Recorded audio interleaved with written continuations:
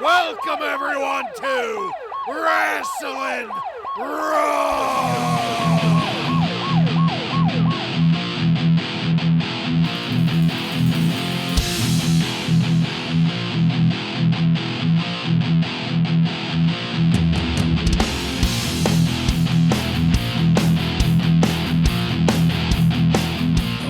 You're listening to Wrasslin Raw, the podcast that takes you back to when the World Wrestling Federation developed a little bit of an attitude. Thank you for joining us. You're here with Ryan Arico.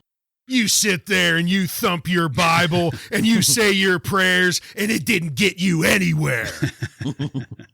Joe Giammatteo. The goat is going right over to Howard Finkel for some reason. I'm the one and only Jason Bartlett. We're going to examine WWE history, one pay-per-view at a time. That's right, folks. This is a pay-per-view episode, and as such, special pay-per-view rules are in effect. If anybody is curious as to what that means, you're going to have to go and download some of our episodes from the archives. We detail it many, many times over the past 3 years, and if you decide to stick with us here, I'm sure you'll figure it out as we go. In this episode of Wrasslin Raw, we're going to be talking about the 1996 King of the Ring pay-per-view.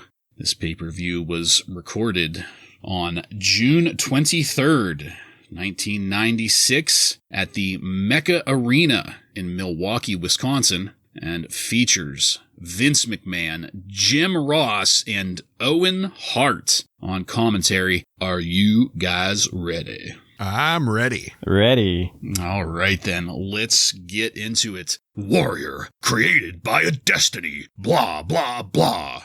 And that's how we're leading this off, highlighting the Ultimate Warrior in the most dramatic way possible. In his hat. In his hat. Along with Jerry the King Lawler, let's not forget. And then there's Mark Marrow. He's here claiming to be the king of the jungle, whatever the fuck that means. And then Jake Roberts. That's probably the worst way to begin this pay-per-view, these three people right in a row. But there are also some great spots here. Steve Austin, Mankind, The Undertaker, Sonny, Ahmed Johnson blasting Pink Shirt through the dressing room door.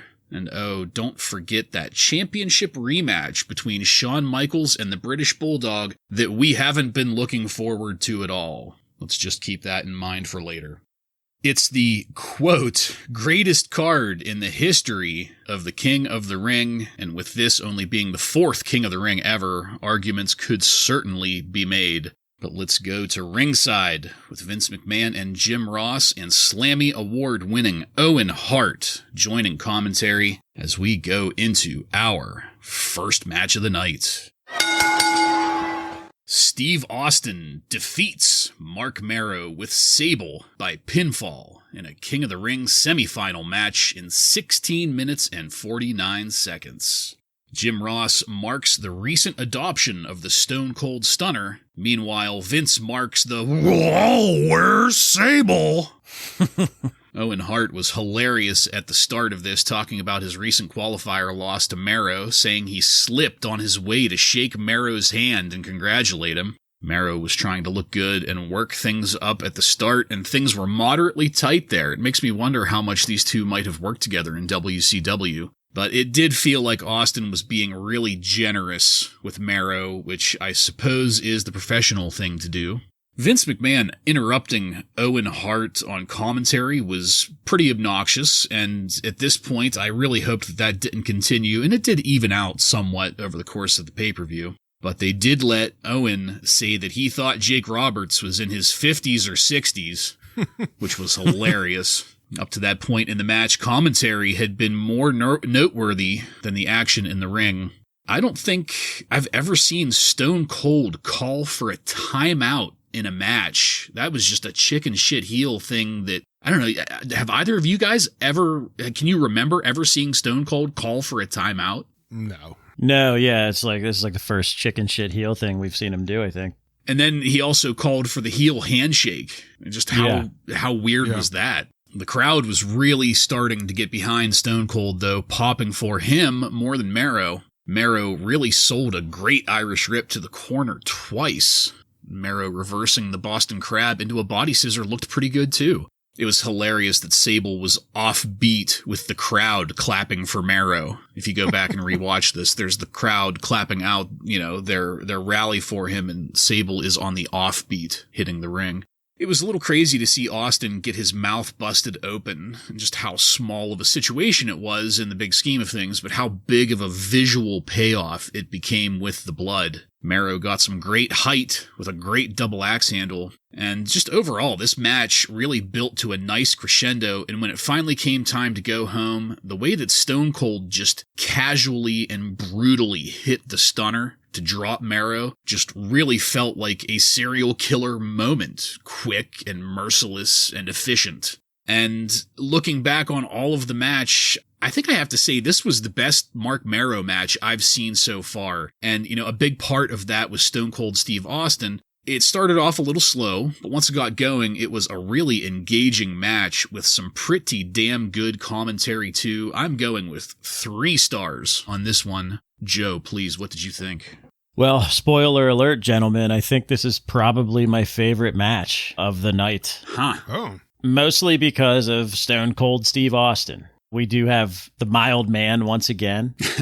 It's great that Jim Ross actually had a great comment about Mark Mero. He said he has quick, out-of-control pace, which I agree. He's reckless and out of control, which is never great. But for me, this was Stone Cold Steve Austin that we know. He was talking trash as he walked down the ramp.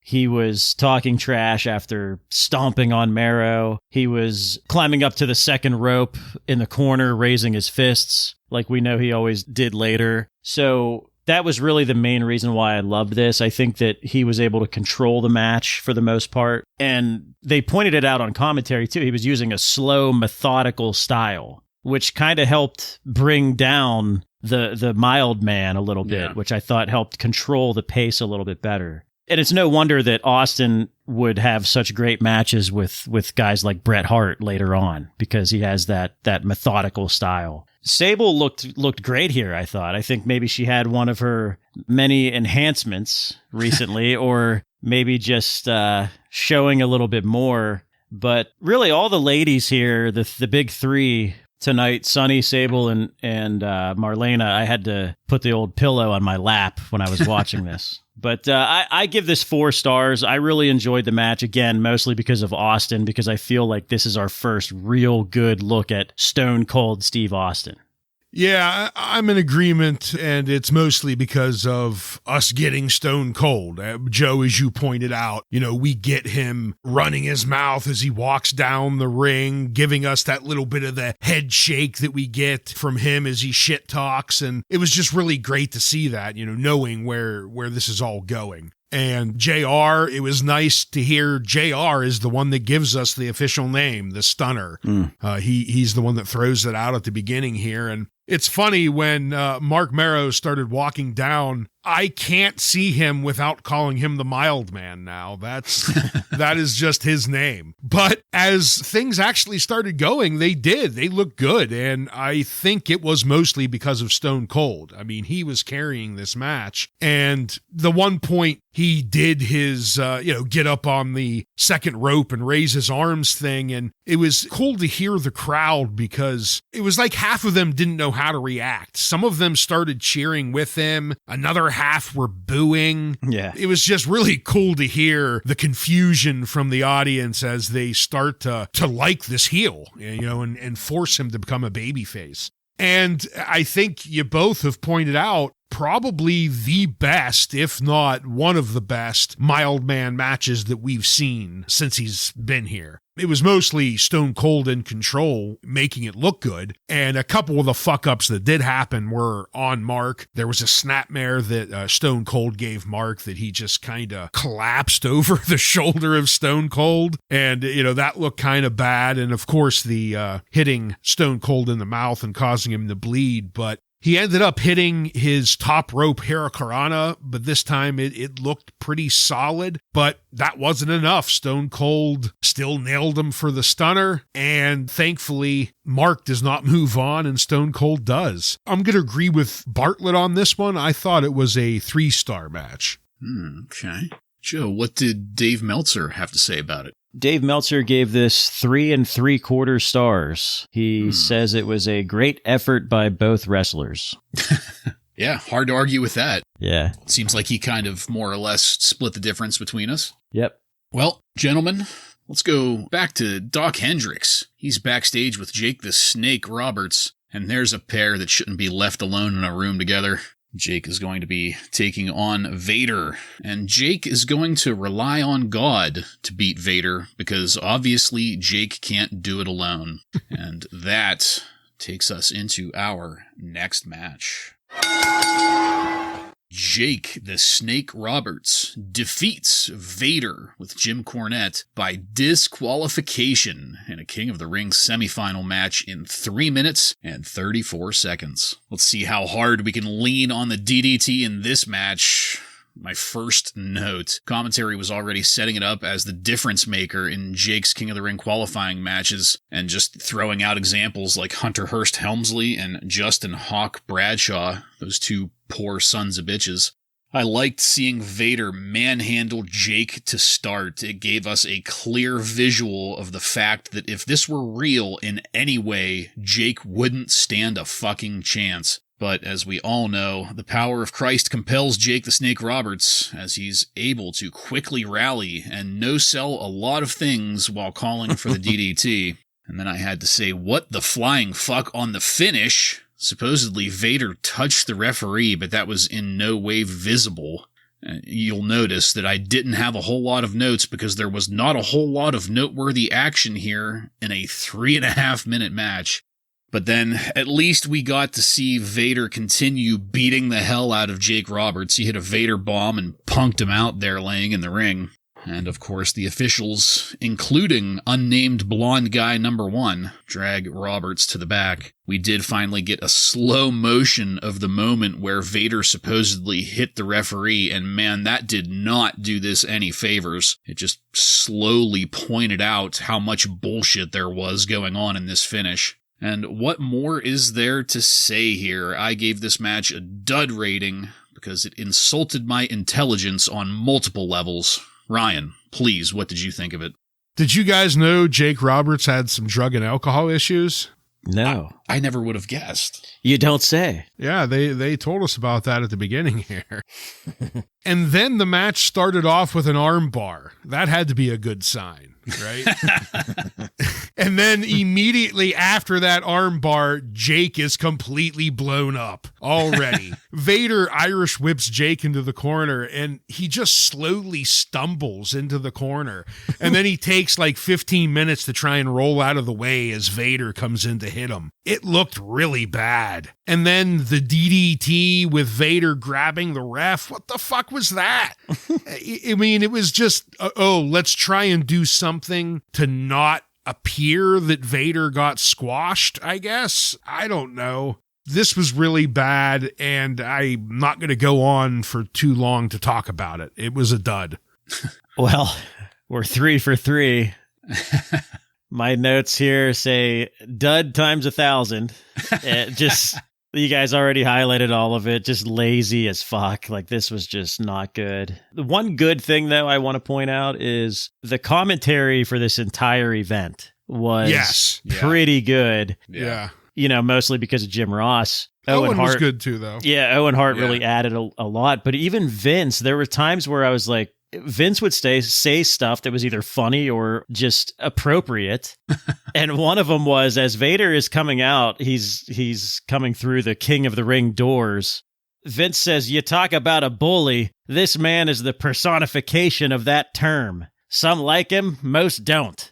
And that was his intro for Vader. I was like, that's actually pretty good. Like, that is appropriate. That's not him like yelling, "Here he comes, the Mastodon." Yeah. So that was tasteful of Vince. But yeah, dud for me.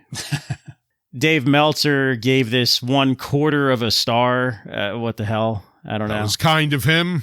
Yeah. He says the match told a story that was played out through the show, but it was a short match with a poor finish. Yeah, can't argue with that.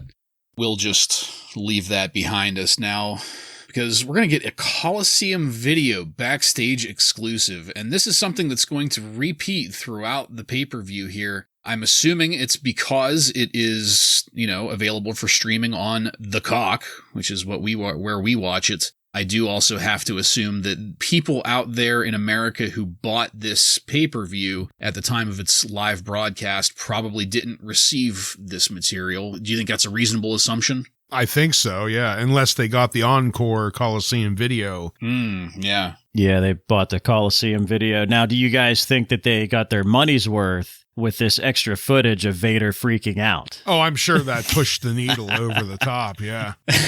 Yeah. Especially in that high school bathroom that they were at. Yeah. For those of you that would like to know what we're referencing here, Vader indeed is freaking out in a restroom. I mean, it looked like the kind of carnage that only a Steelers kicker could pull off. He's claiming there that he's the king of the ring, while Cornette tries to calm him down and or survive in a small area of nothing but hard surfaces. But we're not going to dwell on that too much, because we move now to our next match. The Smoking Guns, Billy and Bart with Sonny, defeat the Godwins, that's Henry and Phineas with Hillbilly Jim, by pinfall in 10 minutes and 10 seconds to retain the WWF Tag Team Championships. The Godwins came out with goats. And they were really cute. I love goats, so this was all great to me. And hoedown dancing. And hoedown, which did not frighten the goats, which they were used to it. That probably would have frightened pigs. So I think it was a good call all around. Yeah. And then Doc Hendricks backstage with the Smoking Guns. The Guns are going to come out with Sonny, who was looking especially hot and sultry here. And then, holy shit, we get our first view of the Body Donna's new manager, Cloudy. And just, wow, I don't remember that at all. Are you disappointed it was on the free-for-all pre-show? Yes. That you didn't get to see the whole thing? At least we got to see some of it. Mm-hmm. Yeah, that's the difference maker on whether I got my money's worth or not. Quick question. Did you guys see the person in Gold Circle seating cosplaying as Goldust? Oh, yeah. Yes. The low-rent Goldust is what I have him marked down as. That was great. It looked like he had like a mop on his head and he wrapped himself in like a shower curtain. Like that was... When Vince called the Godwins rugged individualists, I thought that was hilarious. Made me think of you, Ryan, actually. Whether I should start calling you a Godwin or not. This heel turn that we were witnessing for the Smoking Guns just doesn't feel right at all. Between Billy cutting a quick promo on the mic and then Bart's sneak in to attack Phineas, it all felt wrong. And then we got the split screen with Cloudy, because obviously tag team wrestling isn't anything to be taken seriously here. It was just as well, though, because there was no action going on in the ring. And then once the real action does get going in the ring, Henry working with Bart looked great. There was some genuinely entertaining brawling going on there, but then that got slowed down again. I'm not sure why. Billy Gunn looked more like his later New Age Outlaws character here, but, in the context of the Smoking Guns, it just was not working for me. What a pop for that square dance do-si-do reversal. I was entertained against my will on that because, goddammit, I popped too. But then the finish right after that was pretty goddamn cheap and didn't satisfy at all. The aftermath of this match wasn't very interesting either. I was going to give this match a dud because so much of it just didn't feel right at all. So much of it was just dumb storytelling of a story that nobody really gives a shit about. But then I remembered that there were some pretty good spots of good wrestling. Not a ton, but there were enough that made me settle on a 1-star rating in the end. Joe, please, what did you think of this match? So I remember hearing and saying that the Smoking Guns, I guess Vince didn't really have like full confidence in them, and that's why he put Sonny with them. And this interview with them is a nice, it's confirmed that, Billy Gunn is like stuttering his words. He doesn't know, he gets confused while talking. All I could think of was, David Spade from Tommy Boy saying, he's a big dumb animal, isn't he, folks?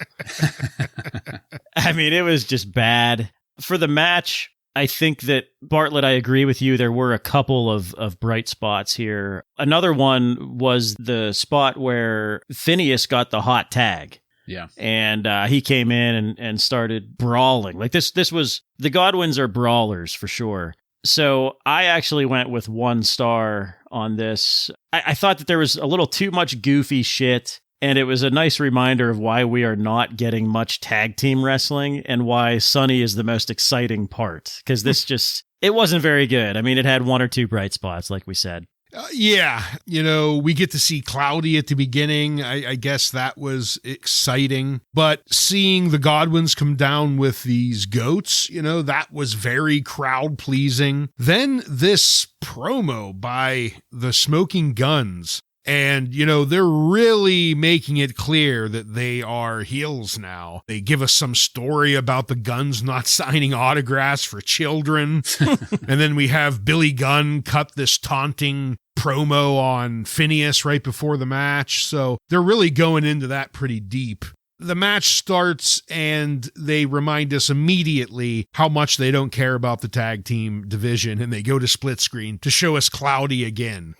But when we come back, Henry O reminds us what a damn good wrestler he is. When he fires out of the corner with a clothesline that just connects with authority, it looked great. Yeah. And he continues with a pretty good exchange with Bart. And shortly after that, we get that ridiculous Godwin reverse do-si-do in the middle of the ring, but I laughed my ass off. I don't know, for some reason it worked. And the Guns then nail with this cheap victory. They hit the Godwins with a belt when the ref wasn't looking to get the win.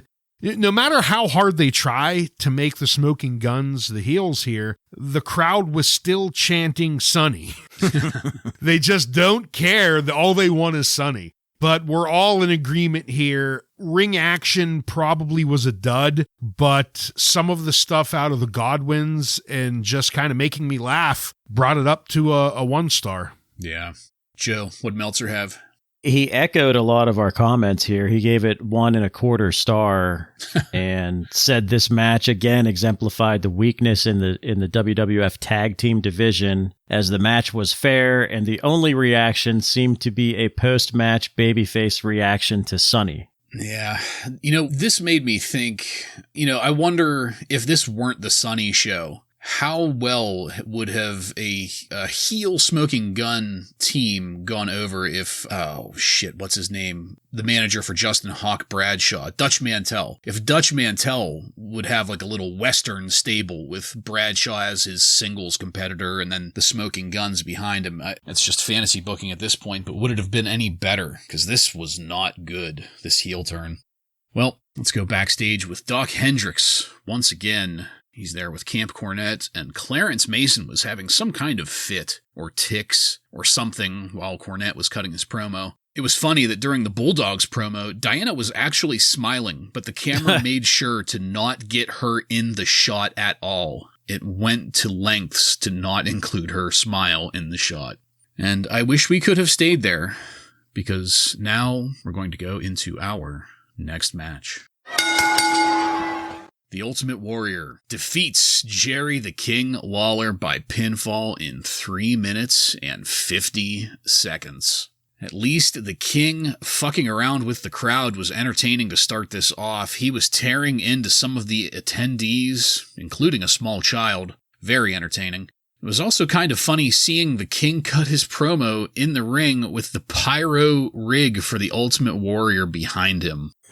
And then the Warrior came out wearing that stupid fucking robe thing, this time with a graphic of the cover of his first comic book on the back, really pushing those comic books. And then the action gets going, and the King ripping the Warrior's coat off and choking the Warrior with it made me want to automatically hit 5 stars. That feeling did not last for long, though. At one point, the King was using wrist tape to choke the Warrior while the Warrior was power humping the air in the corner. Where the hell is handsome Harvey Whippleman? Even Vince McMahon notes that this is not supposed to be a no disqualification match, despite all of the just blatantly illegal shit going on here. And man, I did not like the no-sell of the pile driver. I didn't like the Warrior's routine clotheslines that look like shit. And honestly, I didn't even like that that's what got us to the finish here, because any finish after this would have been great. Somehow they managed to make it shitty too. And it's safe to say that this was a dud for me. There was virtually nothing in the ring that entertained me at all. I almost wish the Warrior would have just, like in real life, sold that pile driver with a real life broken neck so we wouldn't have to be subjected to any more of this shit. Ryan, please, what did you think? I mean, it's what we expected. There's no doubt about that. Lawler coming out, ripping on the crowd, kind of reminded me of when Lawler first came into the WWF. Just kind of come out here, rip on the crowd for a little bit. I thought of you, Bartlett, when he brought up his royal feet. I thought maybe he was going to talk about the Kiss My Foot match. Toe mane poison. But once the match started, it's just Lawler choking the Warrior first with the robe and then the scepter and then tape around his wrist. I thought it was hilarious. Vince points out that the ref is being lenient with the rules. Yes, very. And then Lawler hits the pile driver and Warrior no-sells it. And marching around, we all know what's coming. His entire moveset, the clothesline and the flying shoulder block and then the pin. Even the end, he didn't know what the fuck he was doing. When he's leaving, he tries to grab the King of the Ring crown, I think to try and mock Jerry the King Lawler, and I don't know if he realized or if someone off stage said, hey, don't fucking touch that. It's part of the fucking King of the Ring, you idiot. And then he puts it back down and walks away. Big shock here. It's a big old fat fucking dud. Yeah, I enjoyed Jerry Lawler's jokes on the crowd. The Warrior should have probably come out sooner because Lawler's doing all of his jokes and then he hits the ring stairs and he's still telling jokes. Then he gets into the ring and he's still doing it. Like at some point I would have had the Warrior music hit during the joking. Yeah. But they didn't do that. He came out and did all of his stupid pyro and everything that lasts longer than his matches probably. Vince announces him as the most reckless individual in the history of the World Wrestling Federation, which was very appropriate. And yeah, all this shit with like the no DQ, it lost me right away when Lawler is choking him and doing all this shit with the scepter and all that other stuff. So yeah, I don't know how you could not give this a dud. So I will also give it a dud and point out that the Warrior was completely exhausted after this. How long was this match? This match was 3 minutes and 50 seconds. I mean, he was huffing and puffing hard after that. Dave Meltzer gave this a dud as well. Oh, thank and God. Said that the Warrior won with some pathetic clotheslines and a shoulder block. With his current shoulder injury, they don't want to risk him doing the press slam right now. So we don't even get that. No, you will not see all three of his moves because he's injured. Oh, my God. The less said about that match, the better. Let's go backstage now with Doc Hendricks again. This time he's with Gorilla Monsoon and Jake the Snake's Broken Ribs. Gorilla is talking about how fucking old Jake is while Jake is right there getting taped up. And then Owen said, I give Jake credit being 80 or 90 years old or whatever he is, and I popped. I popped hard.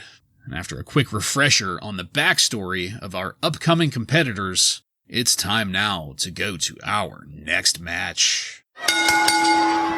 Mankind defeats The Undertaker with Paul Bearer by submission in 18 minutes and 21 seconds. Vince started this off by asking if anyone has ever seen a submission move like the Mandible Claw before.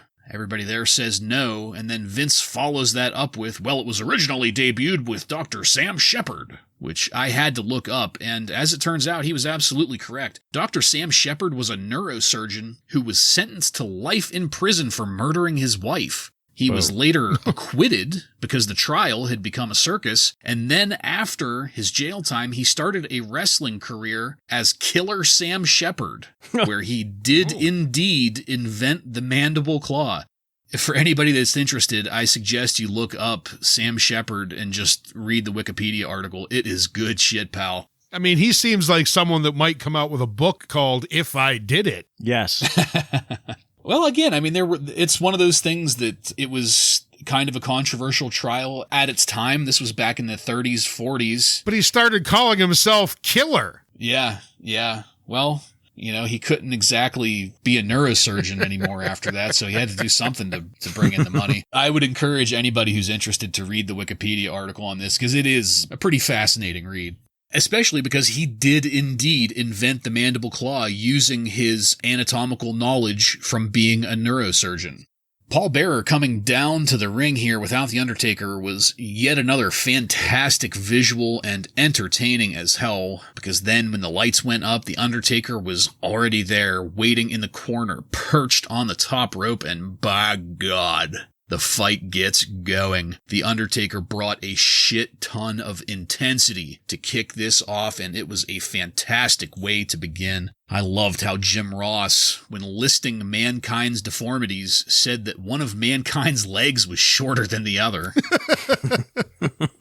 I loved Mankind clotheslining Taker's sit-up out of the body slam. That was a fucking perfect spot. Something about it just felt poetic. Undertaker was slowed down pretty early on. There was some stalling while Taker was at the outside, but commentary did a pretty good job of maintaining the gravity of the situation and the tension while we were going through that. But then the chairs came out, and my goodness, things got heated up as Mankind was kicked in the face with a chair, slammed against the apron, and then a back body drop onto a chair on the concrete, and then a steel chair across the head in the ring. Whew, I have to stay consistent here and point out that the referee missed a lot of really obvious shit here, but I can't be mad. The Undertaker catching the mandible claw. Great spot.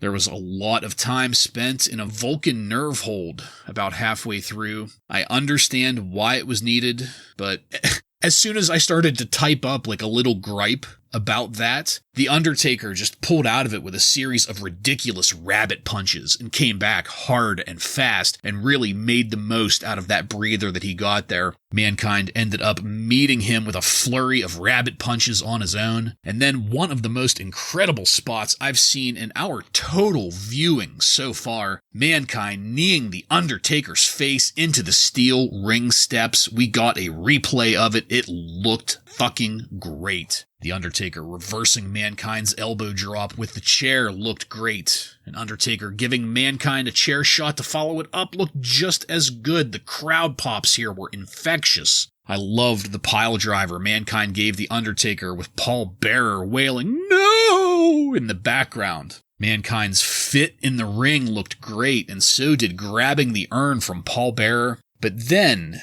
the real turn in this story, Paul Bearer accidentally hitting The Undertaker with the urn instead of Mankind, setting up The Undertaker for the mandible claw and the submission. Mankind following Paul Bearer out the entryway with the chair in a threatening way was a neat way to end this.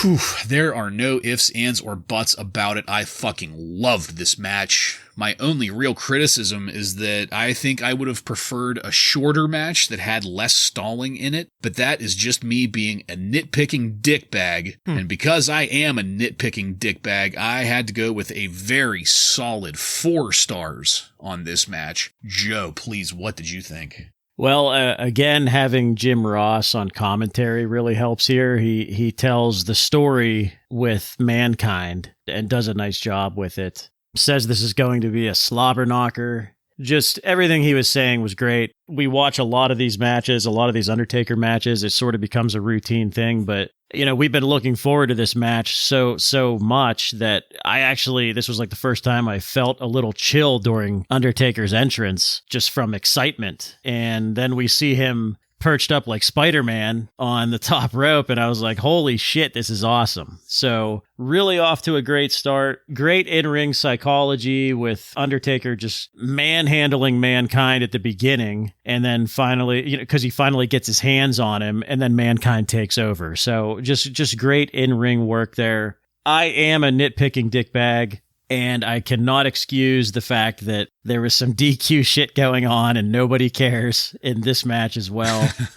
Mike Chioda, I think, was the referee here. He's just fucking talking to Paul Bearer while all of this shit is happening. And then at the end, Paul Bearer is going to smash Mankind in the skull with an urn, and Mike Chioda is staring right at him, not doing anything. So I'm like, the referee stuff kind of pissed me off in this match, but it didn't stop it from being entertaining for me. So I gave it 3 stars, and I think the right guy won the match. We haven't seen a program this good for Undertaker in like forever, so yeah. How could you not like this?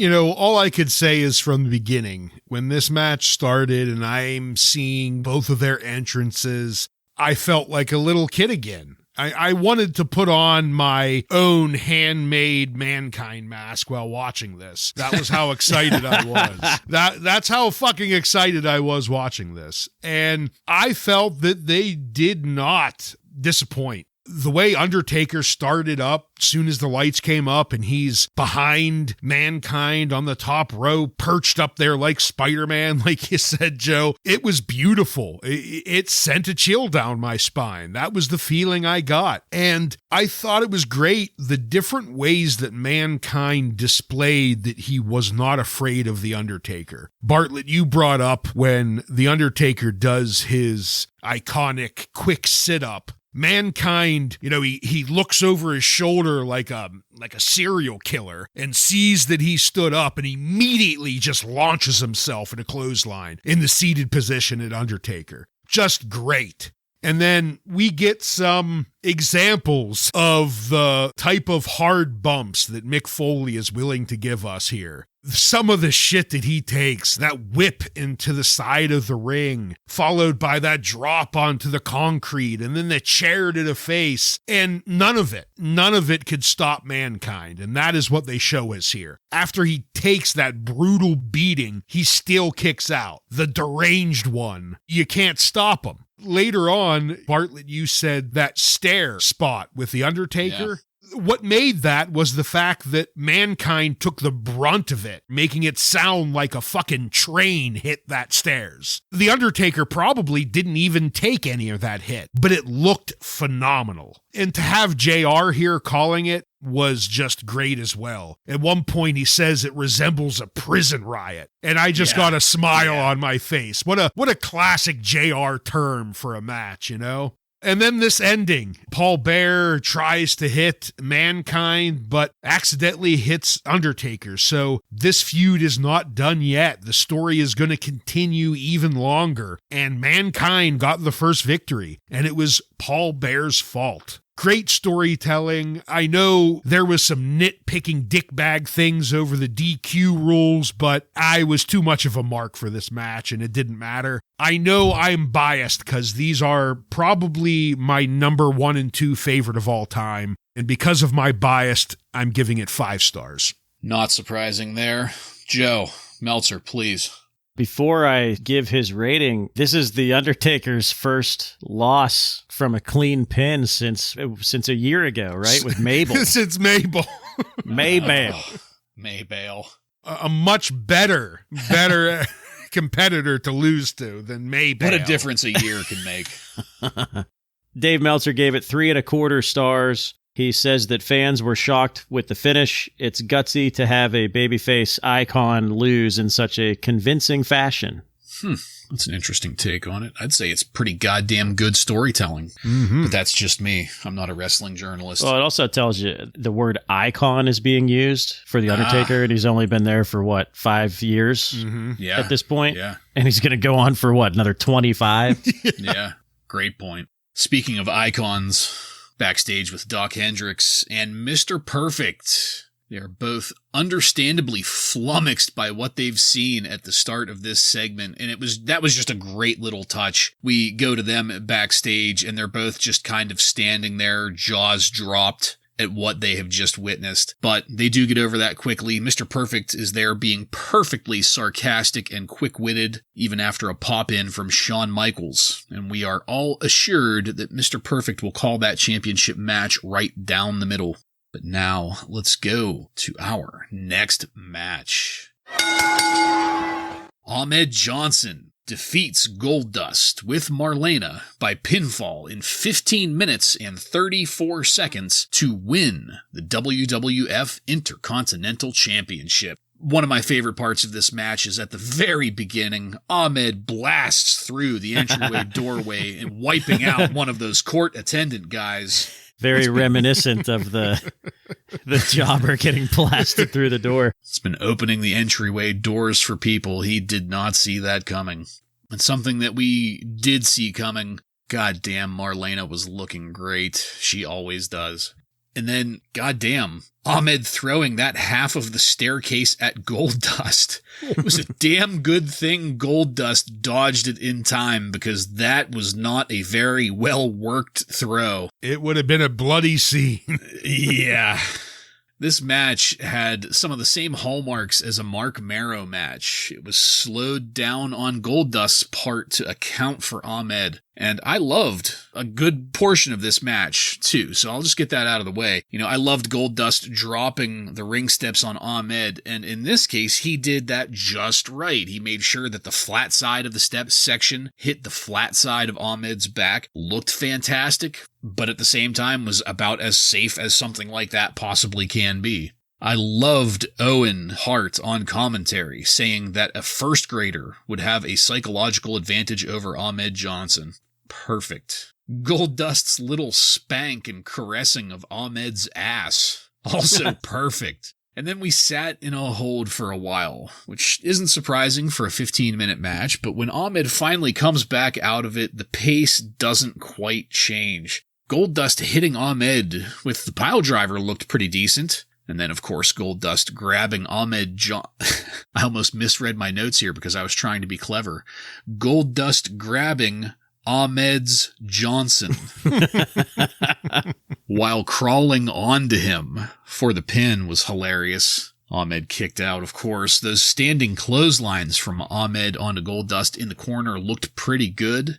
And the little smooches from Goldust to Ahmed, those were touching. Did my heart some good. The psychology was great throughout this, though, slowly building the responsiveness of the crowd so that they were popping for just about anything Ahmed was doing. But then when Goldust released the sleeper hold and didn't go for the pin while Ahmed was supposedly unconscious, that was questionable. That's where the magic started to get broken for me a little bit. But then it was completely redeemed when Goldust was there to give Ahmed mouth-to-mouth insemination out of his unconscious state again. But of course that pissed Ahmed off, which drove the rally into the spine buster, which didn't look too bad, and then the Pearl River plunge, also not that bad looking. And there we have it, Ahmed Johnson's first championship victory, gaining the Intercontinental Championship. This was probably one of the best Ahmed Johnson matches I've seen so far, if not the best. And while a good chunk of that credit goes to Goldust, a pretty damn big chunk goes to Ahmed too. He didn't look anywhere near as green in this as he has in the past matches, and I also have to give it to him to have the willingness to go along with some of this bizarre shit. You know, the stories that you hear about Ahmed Johnson and how difficult it was to work with him sometimes kind of suggests that maybe he would have, had an issue with another grown man grabbing his dick while pinning him. But he didn't. He went along with it, and we got a pretty damn good match out of it. I hope that this upward trend will continue. I gave this match 3 stars. Ryan, please, what did you think? I don't know if I'm going to be quite as kind as you were. I mean, I thought it started off pretty decent with Johnson firing into the ring and taking on Goldust, pretty fast and hard. When Goldust took over, there was a spot that looked especially bad to me only because we just saw the Undertaker and Mankind in their stair spot. And there was a point where Goldust whipped Ahmed Johnson into the stairs, and Ahmed fucking pussyfooted it into it. My God, it was disappointing, especially coming from the match we just saw where, you had Mankind sacrificing life and limb to throw at that fucking staircase. So that was a little bit disappointing. And then the match kind of went to the standard big guy shit. A lot of chokeholds, submissions, giving Ahmed a lot of breathing time. There was a very large portion of this match that I thought was pretty boring. Some of the most exciting stuff was commentary. Owen Hart saying that the ref was too busy watching Goldust fondue Ahmed Johnson than covering the match. And he was right, because there was a spot where Goldust had Ahmed pinned for probably a 12 count before he started actually counting, solely because Goldust was pinning him in a seductive way. And then later on, Goldust doesn't go for the pin, instead goes for the CPR, which, we loved seeing out of the ring. But when you're basically throwing away your Intercontinental belt to give him CPR, now you're starting to lose me in the storyline. Yeah, that is a good point. Ahmed Johnson definitely looked better here. His spine buster, Pearl River plunge looked clean, and I'm not going to give it a dud because there was some entertaining things here, and Ahmed Johnson appears to be improving. But I couldn't give it much better than a 1-star. Sorry. I'm probably going to be a little bit more positive here with definitely with my rating, but mostly because of Goldust. Ahmed Johnson, I think there's stuff that he still needs to work on. Like, I feel like he does still look pretty green. I think his punches are horrible. He almost paralyzed himself on that dive outside. Oh, God. He's getting a huge pop from the crowd. So I guess earned it at this point. Like, he's earned that IC belt, but I'm not sure he's ready yet at this point. Yeah. The other thing that I don't really care for with him is he doesn't really sell submission holds very well either. Like, Goldust had a camel clutch on him for a long time, and it just looked horrible. Like, it looked like it was doing no damage at all to Ahmed Johnson because he wasn't selling it at all. So I just think, I don't know. Like I said, I feel like he has earned it with his likability, but I just don't know if he's actually ready for it. But I'm going to give it 3 stars anyway, because I feel like Goldust drew some pretty good heat during this match, and it kind of made the fans even more excited about Ahmed winning. So I went with 3 stars. Dave Meltzer gave this 2 stars. He noted a botch with Ahmed Johnson's hand going down 3 times from when the ref was checking on him. I did not notice that, but he pointed that out. But he just says this was an average match. Well, it is never too late to start pitching the next pay-per-view. And this one is great. It's for the international incident in your house, and it features aliens abducting someone. The abductee saying that he doesn't have time for this because he needs to be at home cranking one out to Sunny. And of course, the aliens are intrigued and want to crank one out to Sunny too, and beam her up. That's just my interpretation of it. There was no cranking out going on, but it was implied. But then in a Coliseum video exclusive, the camera has followed Ahmed Johnson backstage to where he walks into the babyface locker room to be surprised with congratulations and champagne and Aldo fucking Montoya. Was that a bushwhacker? It was. Yeah. The Bushwhackers. Both of them were there. I only saw the one. Yeah. Yeah, Luke and Butch were both there, and we haven't seen them in 4 years at this point? Yeah. That's what when I saw them, I was like, God damn, they're still collecting a paycheck. Good for them. Yeah. Yeah, I was curious as to just who the fuck invited Aldo Montoya. At least the Bushwhackers I can somewhat understand. Also there, Mark Marrow, Hillbilly Jim, even Shawn Michaels is there to congratulate Ahmed. But then out of nowhere, we cut to the entryway where Brian Pillman is coming down the entryway ramp on crutches. He's here to cut a promo on the crowd and drops a great line about it being obvious why Jeffrey Dahmer tried to consume the whole state from head to toe. God damn. I popped on that one. Man. Pillman is truly the loose cannon here, really tearing into it. And Joe, this made me think of what you said last week about Pillman's storytelling. That's the end of this segment because Stone Cold Steve Austin is coming down for his match. And as he passes Brian Pillman, Pillman gives him the neck-cutting gesture. Usually we don't have much going on in between these matches on these big pay-per-views, but there was enough here that I did have to stop and ask, Ryan, what did you think of the International Incident commercial, Ahmed Johnson in the locker room, and Brian Pillman's first big promo? The commercial, it was good to see. It was kind of interesting with the alien autopsy thing going on here. The backstage exclusive Coliseum home video stuff, the only thing I was befumbled over was seeing the Bushwhackers. I was just shocked that they're still here on the roster. Pillman, though, my God, was this fucking beautiful. That stuff about Jeffrey Dahmer was just, that's next level shit. I mean, my Lord, are you trying to draw some heat? And then he still had the fucking IV sticking out of his arm. Did you guys see that? No, I didn't. Yeah, some wild fucking shit. It's a shame, again, that we know we're never going to get to see him in the actual ring. But, man, this was some good shit, pal. Yeah. The alien commercial was funny. I enjoyed that. Ahmed celebration, it wasn't that exciting, but it is funny that you pointed out the Bushwhackers.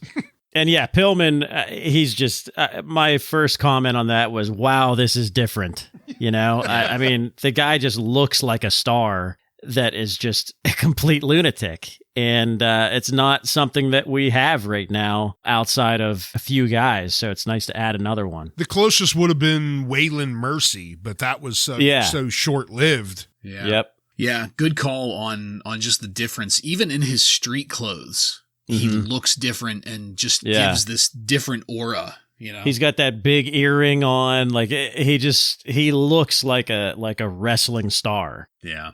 Well, as I said, Stone Cold is headed to the ring for the next match.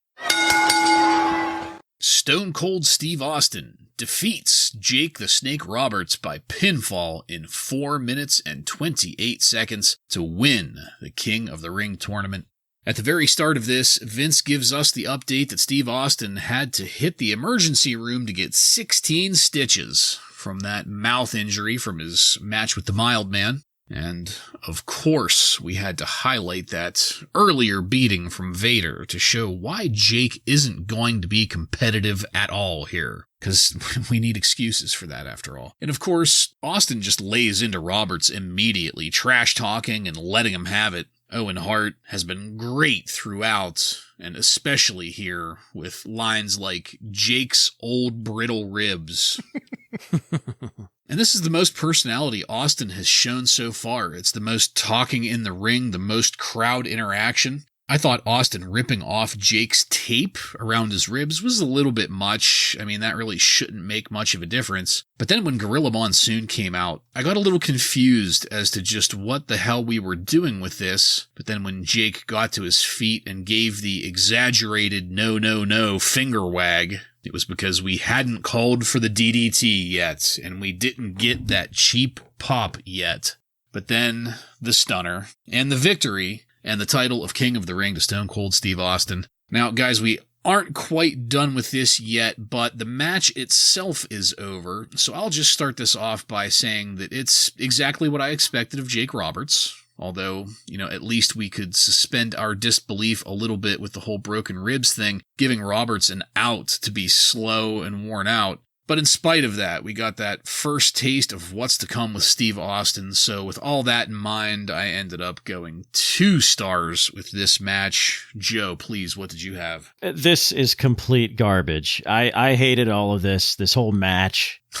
Just so fucking overprotective of Jake Roberts for some reason. I don't get it. Like, you have him beating Vader. You have him beating younger guys like Justin Hawk Bradshaw. And now you're kind of tainting Steve Austin's King of the Ring win with this broken ribs shit and Gorilla Monsoon getting involved. So I hated the match. I gave it a dud. But I guess it doesn't really matter because, you know, wrestling is all about the moments, right? And the moment that everybody remembers is the promo afterwards. Yeah, I mean, Jake the Snake. To further the abuse on the actual snake, Jake is just dragging the snake down to the ring here. And Owen comically states, it's because he can't carry it. He's too weak. So kudos to Owen there, but shame on Jake for abusing the snake. Yeah. And very quickly, Stone Cold just starts pretty much embarrassing Jake the Snake in the ring. I mean, he beats the living shit out of him. It's clear the Snake has nothing left in the tank. And to be honest, it's mind-boggling that they decided this to be the final. Stone Cold versus a completely out of shape, washed up, battered Jake the Snake. And we get a 2-second match here. I mean, they try and save face with Gorilla Monsoon coming down and pleading for him to give up and trying to build this that Jake is some courageous hero for refusing to give up, but nobody cares. He looks terrible. He refuses to give up as expected. And then Stone Cold goes on to annihilate him, give him the fucking Stone Cold Stunner, and it's all done with. I think on any other day, this is a dud, but solely because of the birth of Stone Cold here, I'm going to give it a 1 star. Yeah. What'd Meltzer think? He gave the match half a star. Dave obviously doesn't rate the promos, but he did mention Austin did a strong post-match interview knocking Jake Roberts' religion and drinking problems. Mm-hmm. I do hope we're going to talk about the promo now. Oh, well, gentlemen, it gets a segment all by itself.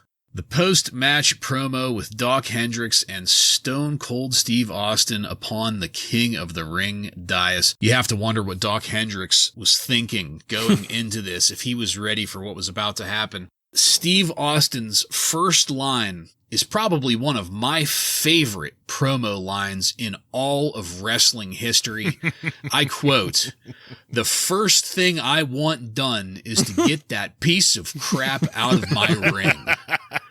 And the crowd fucking loved it. I loved it. Yeah. Because it was true. Yeah. It was so fucking true. And with that first line, Steve Austin, as a heel, as a character, however you want to frame it, earned my belief and my trust. And that is a fucking professional getting over. You can't compare this to any of this other ridiculous shit going on in the WWF back during this time. I mean, you can make arguments for other people, but I can't even think about that with how awesome that first line was. Never have I become so quickly and automatically invested in what a wrestler is going to say and do. I fucking loved it. And of course, it keeps going. This is one of the best promos because every line is gold, even up to the final one, which was the iconic, "That's the bottom line because Stone Cold said so." It was goosebumps for me, fellas, knowing what this promo was ushering in, where it's going to take us, and not just that, it was a perfectly timed and delivered promo. So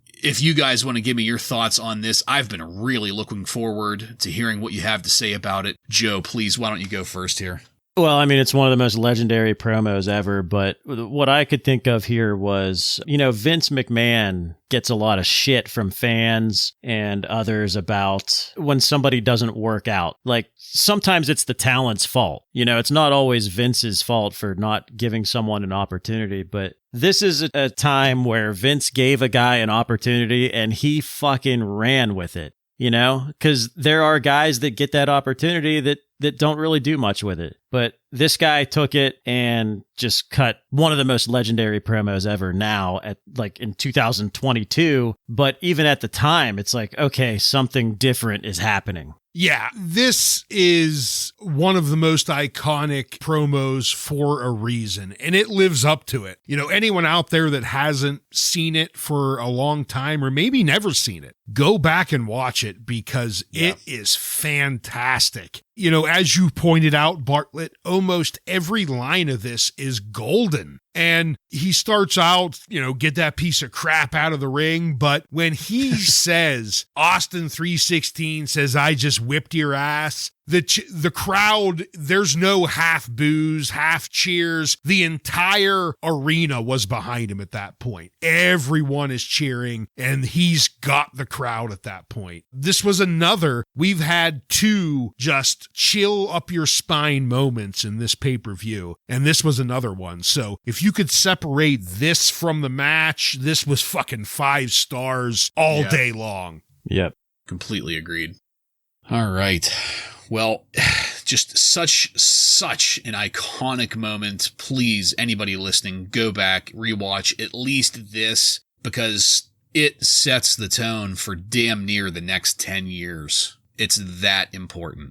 Back at ringside, let's talk of whether or not Owen Hart is going to be interfering. There's then talk about whether Mr. Perfect is going to be impartial as the man himself is coming down the entryway. We get a video package highlighting the reason for this rematch, and Vince has to give us the play-by-play to explain, and I quote, the most controversial title match ever. And now that we have our special guest referee in place, it's time to settle into our final match of the night. Shawn Michaels with Jose Lothario defeats the British Bulldog with Diana Smith and Jim Cornette by pinfall in 26 minutes and 25 seconds to retain the WWF Championship.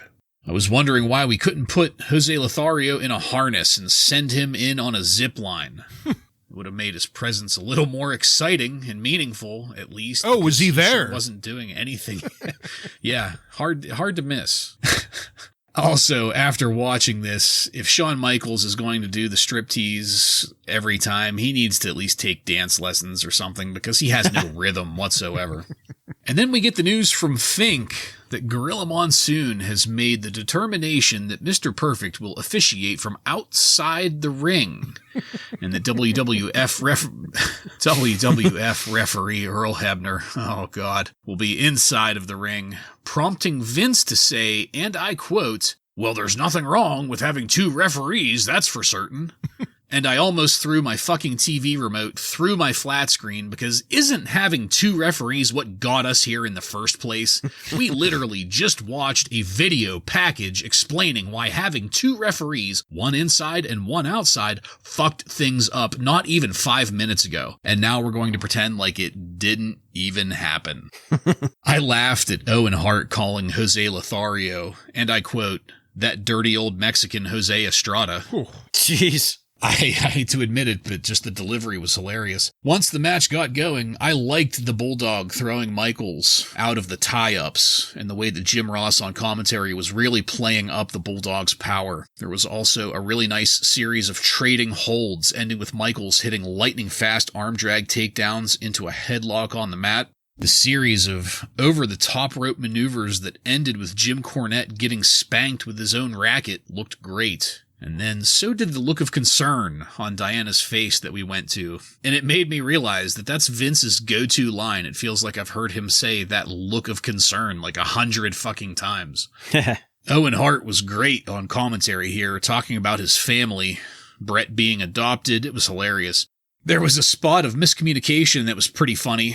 After some rope work, both the Bulldog and Michaels pause in the center of the ring and look at each other for a moment. Shawn says something to the Bulldog, but I couldn't tell what it was before they get back to work. When Mr. Perfect got the Bulldog's hands off the ropes, I loved Cornette yelling, "Hey, Perfect!" and then making like a shrugging what the fuck gesture at him. That was a nice little touch. And then here's another spot where Vince notes the concerned look on Diana's face.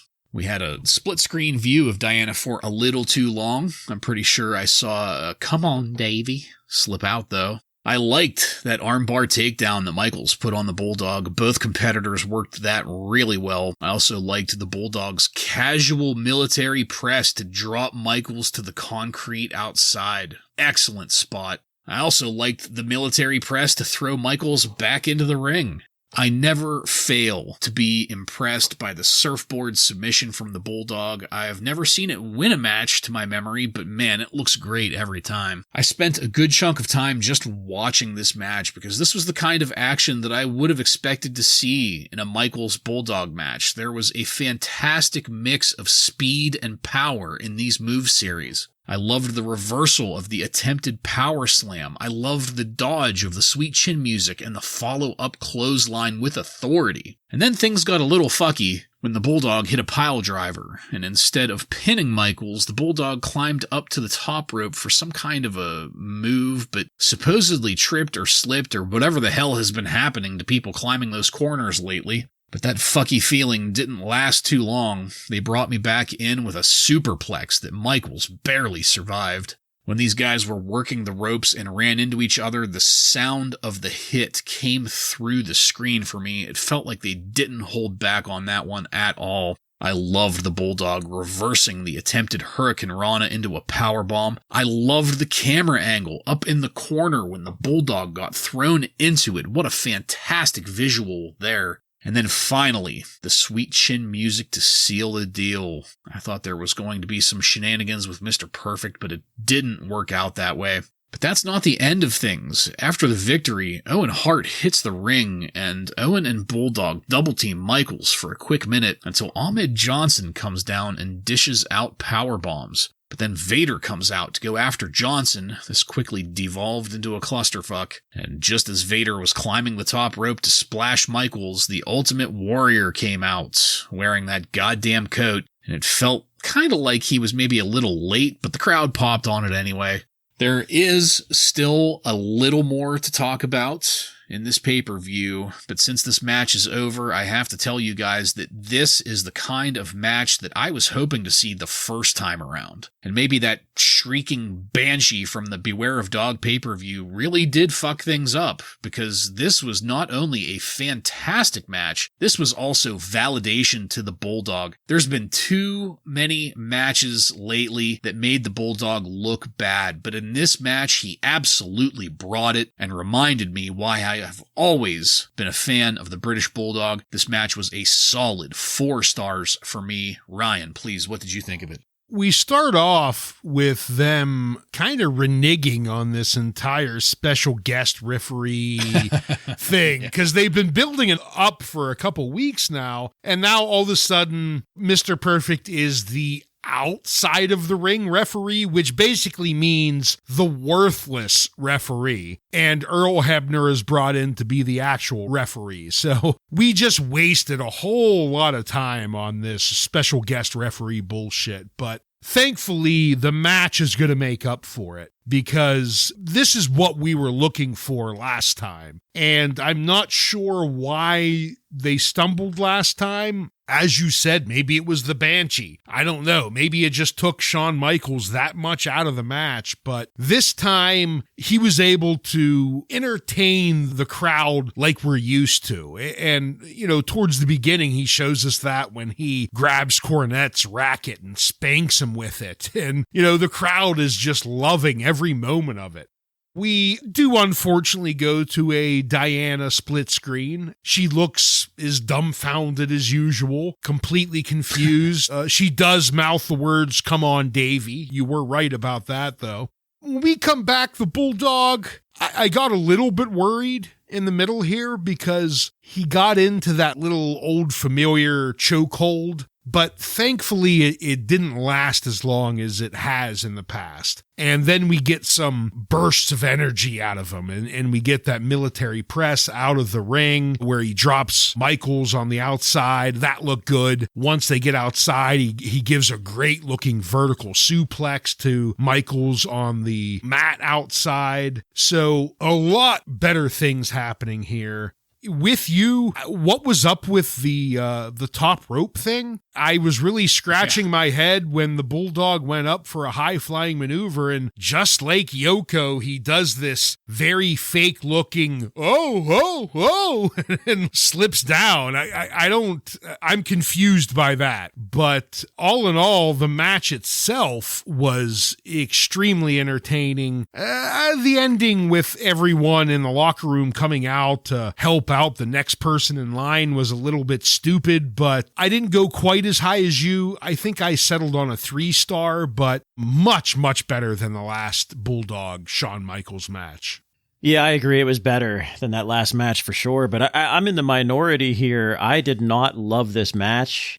And really the reason why was because I could not get past the fuckery at the beginning. It bothered me so much because, Ryan, like you said, for the past 2 weeks, they've been talking about this special guest referee. And then when I hear this, I thought of the Warrior in the baseball cap. Like, when do we ever fucking see 2 referees that are like, that present near the ring? And the fact that Mr. Perfect was outside, they were telling us he's worthless. He's not really the ref. Yeah, so I don't know. I couldn't get past that, but the match did have some good moments in it. The surfboard move was cool, and just typical Shawn Michaels just selling his ass off is always entertaining. I loved when Michaels was stomping the leg, and JR said the band was tuned up and Sweet Chin music is on the jukebox. I fucking popped for that. God, I can't wait for JR to be here consistently. Yeah. I went with 2 stars. Like I said, I think the match had enough exciting moments that I didn't completely hate it. What'd Meltzer think? Meltzer loved it and gushed. He gave it 4.25 stars. He said, at this point in the show, a bad main event would have probably made this a negative show. But Michaels and Smith delivered the match expected and maybe even a little extra. I also want to point out, personally, that, the Warrior sucks, but that roof almost fucking blew off that building when he came out to make that save. That place exploded. Yeah. It's been interesting talking about this pay-per-view with you guys. The spread of our star ratings. We've been pretty close, but it's just we've hit odd spots. Usually I'm going negative on a lot of these, or at least on the low end, and you guys are a little higher. And this time around, I was going a little higher than you on most of these. Interesting. Well, our final segment, backstage with Jim Ross and Camp Cornette for our final Coliseum home video exclusive at the International Incident pay-per-view coming up. Camp Cornette, that's Vader, Bulldog, and Owen Hart are going to be taking on Shawn Michaels, Ahmed Johnson, and the Ultimate Warrior. Between Cornette and Owen Hart, this is a great promo situation already. But then the Bulldog chimes in and Vader gives it a little go too. It was a nice way to let us know what the story is going to be moving forward. And while I was expecting this to end on the high note of Shawn Michaels' victory, this wasn't too bad either. So just real briefly, guys, Ryan first, what did you think of this promo segment to end our pay-per-view? I don't have a ton to add. I thought this was just kind of it's okay, it's nothing great, it's just some backstage talk. Yeah, I agree. I think it added no value whatsoever to the event, but, congratulations, Coliseum video buyers. Well, as I said, our pay-per-view is over, so we come to the final question of the night, the most important question of the night. Gentlemen, at a cost of $29.95 for this pay-per-view, did you get your money's worth?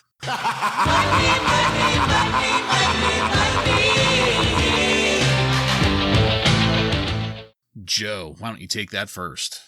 Well, I said it earlier, wrestling is all about moments, and, you have one of the most legendary moments ever on this pay-per-view. And you get some other pretty good stuff, pretty good main event, first match with Undertaker Mankind, so yeah, definitely got my money's worth here. Yeah, we certainly had a couple stinkers here as well, but for 2 big reasons, I got my money's worth. Stone Cold, the birth of him, that's the first thing here. We got everything that we want out of Stone Cold. We got that iconic promo. And then cherry on the top, as far as I'm concerned, got a 5-star Undertaker Mankind match. Starting this feud is just something special. So absolutely got my money's worth. I'd probably pay double knowing what all this pay-per-view actually represents. Yeah, I completely agree. I absolutely got my money's worth. Just numerically, I mean, out of all of these matches, I only had 2 duds, and the rest drew some kind of star rating, which is 10 times better than most of the pay-per-views we've been watching lately. And not only did they draw a star rating, I had a couple pretty high ratings here. I had a couple 4 stars, couple 3 stars, so yes, definitely got my money's worth.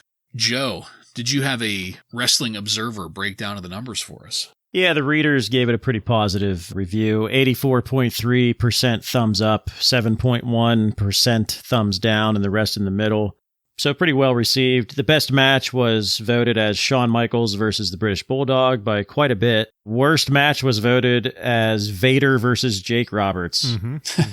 So yeah, pretty well received. Meltzer said the show featured several solid matches, an excellent main event, and the bad matches for the most part were kept short. Yeah, you can't argue with that. Yep. All right, well, thank you, Joseph. And that is it, folks. We are done with this one. I want to thank you again for joining us. If you like what we're doing here and want to connect with us, you can email us at WRASSLINRAW.